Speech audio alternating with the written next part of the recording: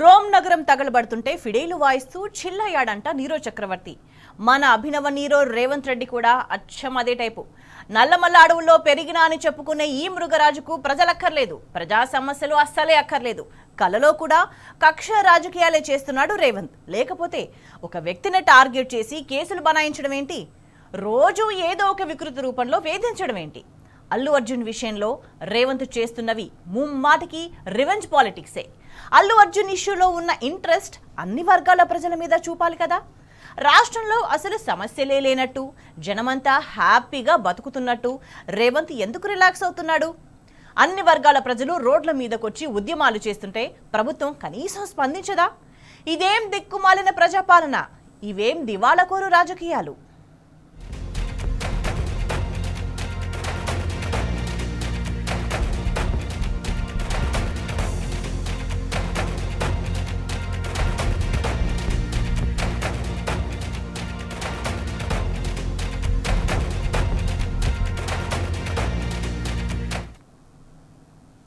కాంగ్రెస్ అధికారంలోకి వచ్చాక తెలంగాణ తిరోగమనం బాట పట్టింది అన్నది కాదనలేని సత్యం. ఎందుకంటే చాతగాని చేవలేని పాలకుల పుణ్యమాని ఒక్క ఏడాదిలోనే రాష్ట్రం 100 ఏళ్ల వెనక్కు వెళ్ళింది. ఒక కొత్త పథకం లేదు, ఒక సంక్షేమ కార్యక్రమం లేదు. ఉన్న పథకాలకు కోతలు పెడుతున్నారు, లబ్ధిదారులను తగ్గించుకుంటూ వస్తున్నారు. పెట్టుబడులు రాకపోగా ఉన్న కంపెనీలు కూడా తిరుగుటపా కట్టేస్తున్నాయి. రియల్ ఎస్టేట్ కుప్పకూలిపోయింది, ఐటీ వెలుగులు మాయమైపోయినాయి, ఆదాయం గణనీయంగా తగ్గింది. తెలంగాణ ఇప్పుడు పుట్టెడు కష్టాలతో ఎదురెదుతోంది. బీఆర్ఎస్ ప్రభుత్వం గట్టి ఫౌండేషన్ వేసింది కాబట్టి సరిపోయింది, లేదంటే రాష్ట్రం పరిస్థితి మరింత ఘోరంగా ఉండేది. కానీ ఇవేవి రేవంత్ ప్రభుత్వానికి కనిపించట్లేదు. ఎక్కడ వేసిన గొంగళి అక్కడే అన్నట్టు సర్కార్ మొద్దు నిద్రలో జోగుతోంది.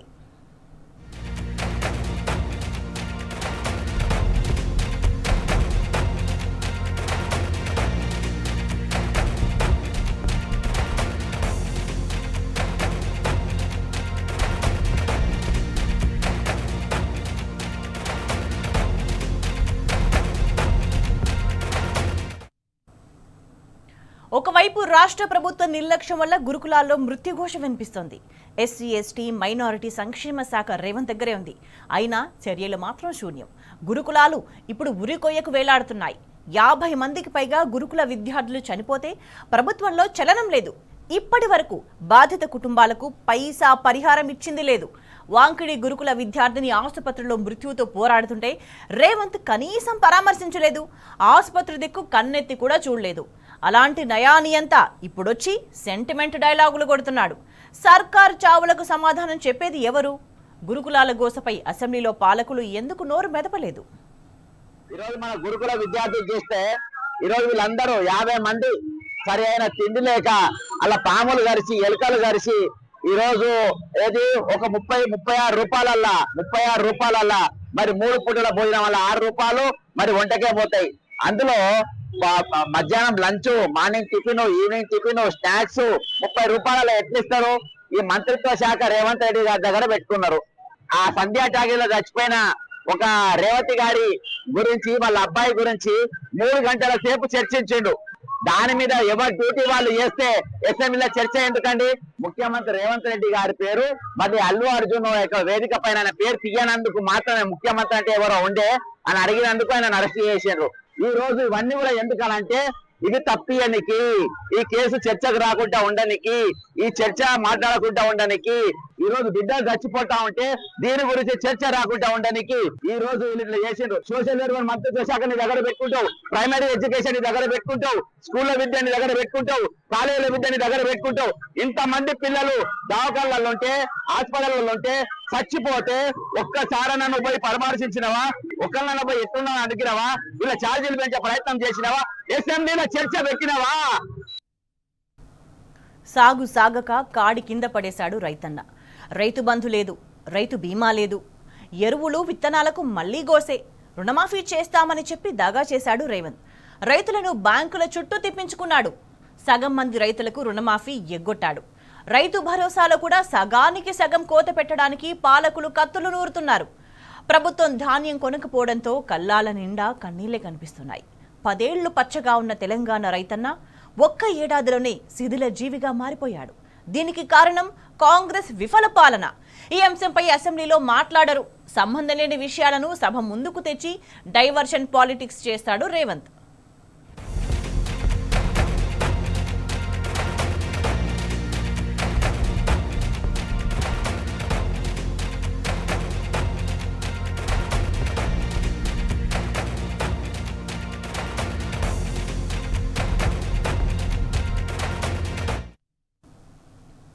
రేవంత్ సోదరుడి అరాచకాల వల్ల మాజీ సర్పంచ్ సాయిరెడ్డి ఆత్మహత్య చేసుకున్నాడు.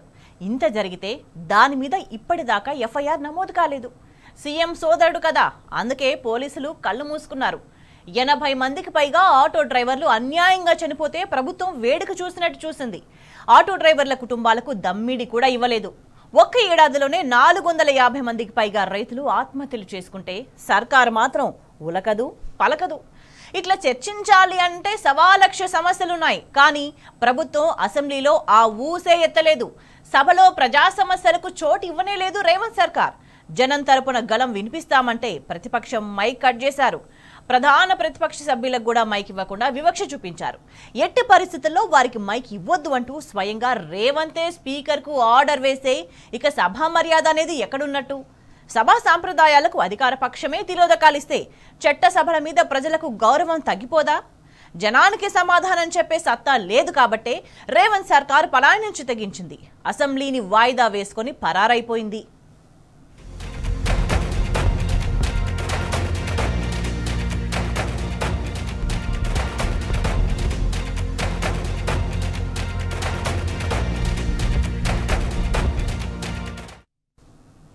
ప్రశ్నిస్తే దాడులు, ఇదేం అన్యాయమని నిలదీస్తే అరెస్టులు, జైళ్లు.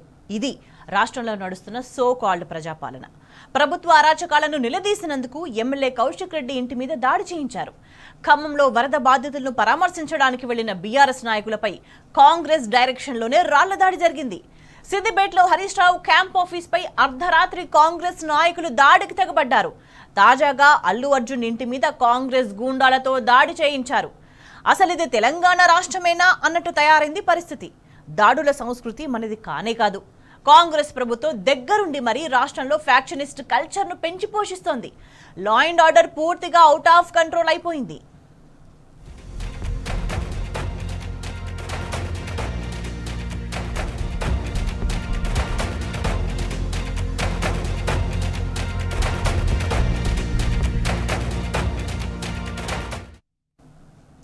కాంగ్రెస్ విష సంస్కృతిపై మాజీ మంత్రి హరీష్ రావు తీవ్రంగా ఫైర్ అయ్యారు.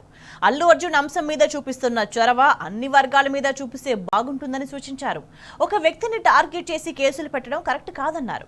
మీ నిర్లక్ష్యం వల్ల గురుకులాల్లో 50 మందికి పైగా విద్యార్థులు చనిపోతే వాళ్ల ప్రాణాలకు విలువ లేదా అని నిలదీశారు. ప్రశ్నించే గొంతులపై రేవంత్ సర్కార్ దాడులు చేయిస్తోందని మండిపడ్డారు హరీష్ రావు. ఈరోజు అల్లు అర్జున్ విషయంలో చూపుతున్న చొరవ అన్ని వర్గాల మీద చూపాలన్నదే బీఆర్ఎస్ చెప్తున్నది. ఒక వ్యక్తిని టార్గెటెడ్గా చేసి ఈరోజు కేసులు పెడుతున్నట్టుగా కనబడతా ఉంది. ఆ అమ్మాయి చనిపోవడం దురదృష్టకరం. కానీ మరి అలాగే మీ ప్రభుత్వ నిర్లక్ష్యం వల్ల, నీ నిర్లక్ష్యం వల్ల మీరే SC welfare, minority welfare, ST welfare మంత్రిగా ఉన్నారు. 50కి పైగా గురుకుల పిల్లలు చనిపోతే ఆ పిల్లల ప్రాణాలకు విలువ లేదా? ఆ పిల్లల తల్లిదండ్రులకు ఎందుకు ₹1 ఎక్స్గ్రేషియా ఇవ్వవు? అదేవిధంగా నీ తమ్ముడి అరాచకాల వల్ల చనిపోతున్నా అని సాయిరెడ్డి అనే మాజీ సర్పంచ్ సూసైడ్ నోట్ రాసి చనిపోతే ఇంతవరకు ఎఫ్ఐఆర్ ఎందుకు రిజిస్టర్ కాలేదు? నీ తమ్ముడిని ఎందుకు అరెస్ట్ చేయలేదు? చట్టం నీకు చుట్టమైందా?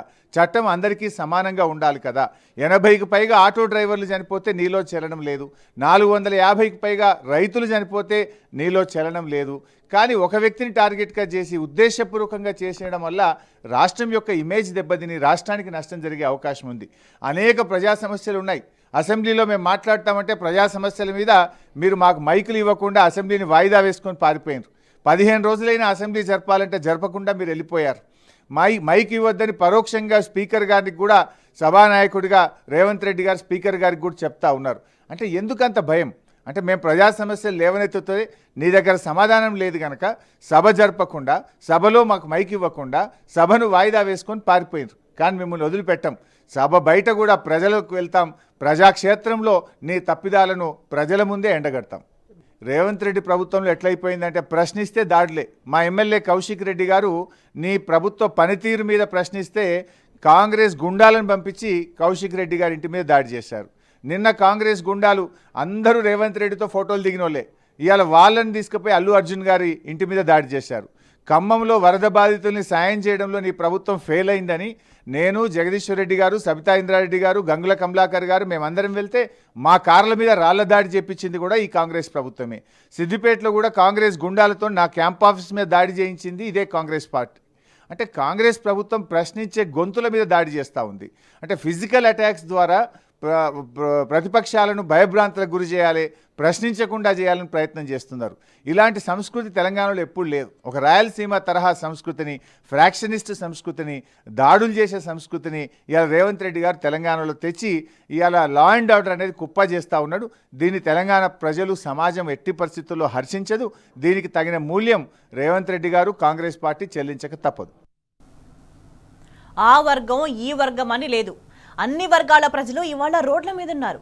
హామీల అమలు కోసం ఆందోళనలు చేస్తున్నారు. 4000 పెన్షన్ ఎందుకు ఇవ్వడం లేదని అవ్వాతాతలు ప్రభుత్వాన్ని ప్రశ్నిస్తున్నారు. మహాలక్ష్మి పథకం ఏమైందని అడుగుతున్నారు ఆడబిడ్డలు. ఎన్నికల్లో ఇచ్చిన ఏ ఒక్క హామీని కూడా రేవంత్ సర్కార్ నెరవేర్చలేదని మేడ్చల్ జిల్లా ప్రజలు మండిపడుతున్నారు. తమ సమస్యలు ప్రభుత్వానికి కనిపించట్లేదా అంటూ నిలదీస్తున్నారు. పూర్తి సమాచారాన్ని మా ప్రతినిధి ఉదయ్ అందిస్తారు.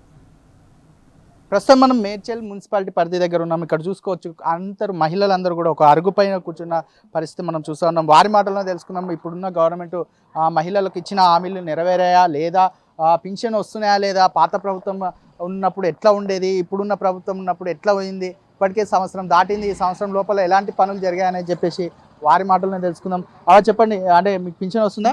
పింఛన్ వస్తున్నది కానీ అంతే పాతదే వస్తున్నది బిడ్డ, పాతదే వస్తున్నది. మళ్ళీ పెరిగిన పింఛన్ రాలేదు, ఇల్లు లేకపోయి జాగా లేకపోయి పాతది అదే కేసీఆర్ చేసిన పింఛనే కదా. మళ్ళీ ఇప్పుడు కొత్తగా వచ్చిన ప్రభుత్వం 4000 చేస్తానని చేసిందా? చేయలేదు కదా అయ్యా, కొత్తగా వచ్చిన పింఛన్ రాలేదు కదా, ఇంకా కాలేదు.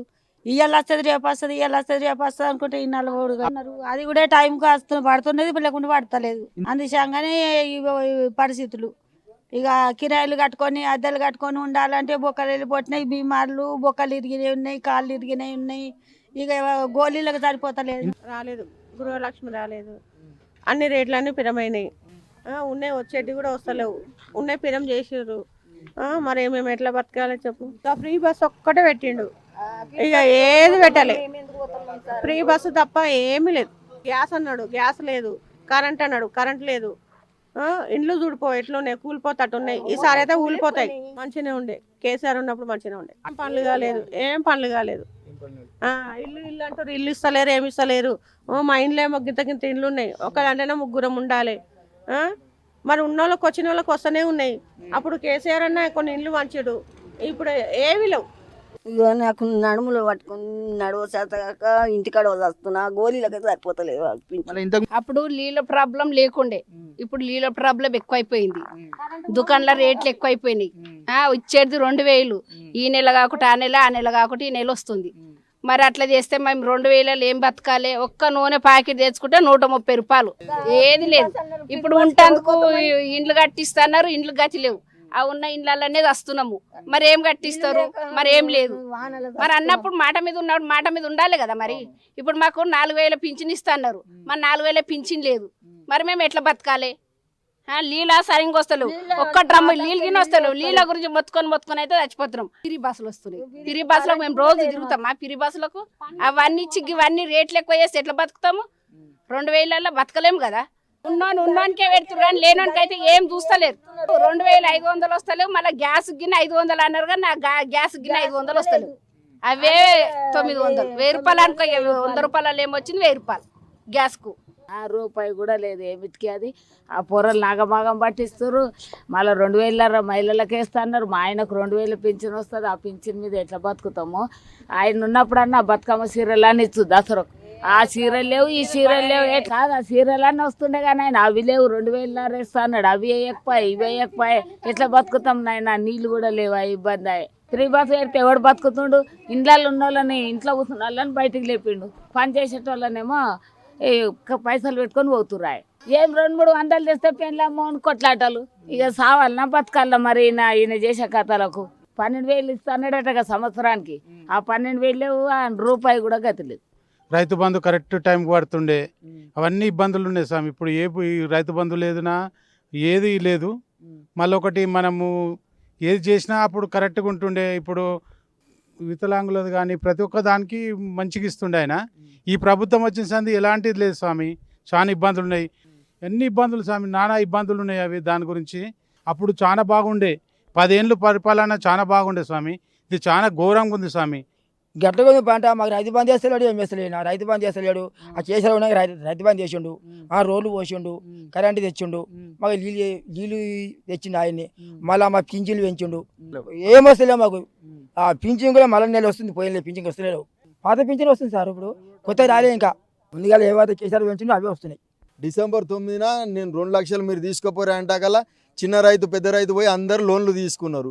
ఇప్పుడు మిత్తిలకే సరిపోతలేదు. ఈయన మాటకు మతి లేదు, ఎంఎస్సీబీ గతి లేదు అన్నట్టు ఈ రేవంత్ రెడ్డి పాలన ఉంది. కేసీఆర్ గారు చేసినటువంటి అభివృద్ధి 10 సంవత్సరాలు రైతుకు బోర్ వేసుకోవాలి, రాత్రిపూట కావాలి వండుకోవాలి అనేది లేకుండే, ఒడ్లు అమ్ముడు ఏమనే బాధ లేకుండే, మరి రైతుకు టైంకు రోని వస్తుందంటే రైతు బంధు వేస్తుండే, రుణమాఫీ చేస్తుండే, కళ్యాణ లక్ష్మి ఈ సంవత్సరం ఆడపిల్ల పెళ్లి చేసుకోవాలంటే కళ్యాణ లక్ష్మి అప్లికేషన్ పెడితే పత్రికలు అక్కడిక్కడ వంచి పెళ్లి అయిన వారం 10 రోజులలో కళ్యాణ లక్ష్మి వస్తుండే. ఆయన తులం బంగారం అన్నాడు, తులం బంగారం లేదు, ఏమి లేదు. మరి కరెంటు అది 200 యూనిట్లు అన్నాడు, అది కొంతమందికి మాపి అయితే లేదు. గ్యాస్ అన్నాడు, ఆ గ్యాస్ కూడా 500 పథకం గ్యాస్ లేదు. అన్ని జూటా మాటల రేవంత్ రెడ్డి. ప్రజలందరూ ఎందుకంటే మా రైతులంతా అందరికీ తెలుసు, కానీ మీ మైకు ముంగట మాట్లాడలేకపోయి ఉండొచ్చు, కానీ రైతులంతా డిసైడ్ ఉన్నారు. రానున్న రోజుల్లో ఖచ్చితంగా ఆయన గుణపడు. చూసుకున్నట్లయితే అటు రైతులకు చేసేదేమీ లేదు, అటు మహిళలకు సంబంధించిన ఉచిత బస్సు తప్ప ఇంకా వేరే పథకం అనేది ఇప్పటివరకు ఇంప్లిమెంటేషన్ కాలేదని చెప్పేసి కొంతమంది మహిళలు కూడా చెప్తున్న పరిస్థితి కనిపిస్తుంది. ఒక పక్క రైతులు కూడా గత ప్రభుత్వం చేసిన పనులే ఇప్పుడు ప్రభుత్వం చేస్తున్నాయి తప్ప కొత్తగా ఒరిగిందేం లేదు అని చెప్పేసి వారు తెలుపుతున్న పరిస్థితి కనిపిస్తుంది. రాబోయే రోజుల్లో కూడా తగిన గుణపాఠం చెప్తామని చెప్పేసి ఇక్కడ స్థానికులు మేడ్చల్ మున్సిపాలిటీ పరిధిలోని స్థానికులు చెప్తున్న పరిస్థితి కనిపిస్తుంది. ఇది మేడ్చల్ నియోజకవర్గంపై ground report. Camera person Chandra కలిసి ఉదయకిరణ్, టీ న్యూస్, మేడ్చల్. ఎంతసేపు ఇట్లా డైవర్షన్ డ్రామాలు చేస్తూనే ఉంటారా? ప్రజలు ఏమైపోయినా పర్వాలేదా? పరిపాలనను పూర్తిగా గాలి కుదిరేస్తారా? ప్రజలకు 4 మంచి పనులు చేద్దాం అన్న సోయి లేదా? అసలు తెలంగాణను ఏం చేద్దామనుకుంటున్నారు? ప్రజలు ఎందుకు మీకు అధికారం ఇచ్చారు? పాలించమని పగ్గాలిస్తే మీరు చేసే ఘనకార్యం ఇదేనా? ఎందుకిది డైవర్షన్ డ్రామాలు?